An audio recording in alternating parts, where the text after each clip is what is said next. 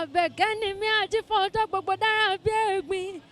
mo ní wí fún gbogbo mùtímù wà ní Bisi Ologe TV ni ẹ mọ̀ wò Bisi Ologe Show gbajúgbajà ni wọ́n ò bẹ́ẹ̀ bá rí wọn mo ní dandan ni ẹ fẹ́ bá wọn ṣe Bisi Ologe fúnra ara rẹ̀ ń kọ́ ọmọ námù lóró òkè àṣẹ́hùn lóró okùn níran bàbá tó bí wọn lọ́mọ Bisi Ologe arẹwà lóbìnrin adúmọ̀ọ́dán arẹwà àfijọ́ ẹlẹ́wọ̀ obìnrin tó mọ́ yáyì tí gbogbo ìlú ń fẹ́ ni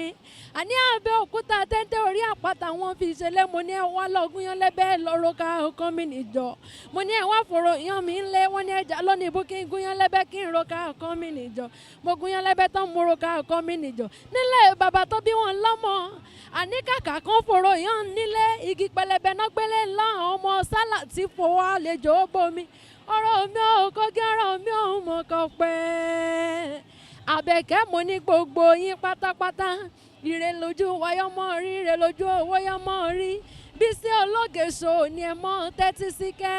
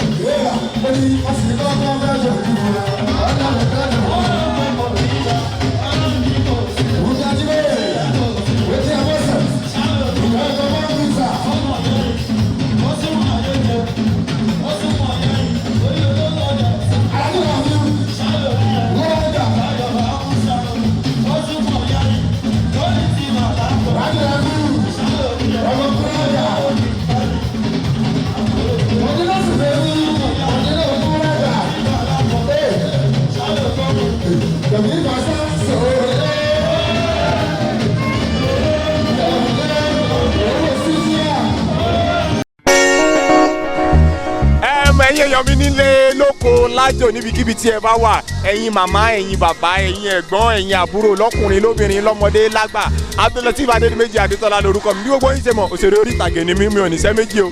Mo fẹ́ sọ fún yín wípé tẹ́ bá fẹ́ mọ̀ nípa àwa òṣèré orí ìtàgé tẹ́ fẹ́ mọ̀ nípa nǹkan tá à ń ṣe tó jẹ́ reality tí ò sí ká fi gbá kan bọ̀kan nínú bẹ̀ ẹ jọ̀ọ́ ẹ máa bá mi wo Bisi Ologe Show ó mọ bó ṣe ń mú wa ẹ máa wo Bisi Ologe Show.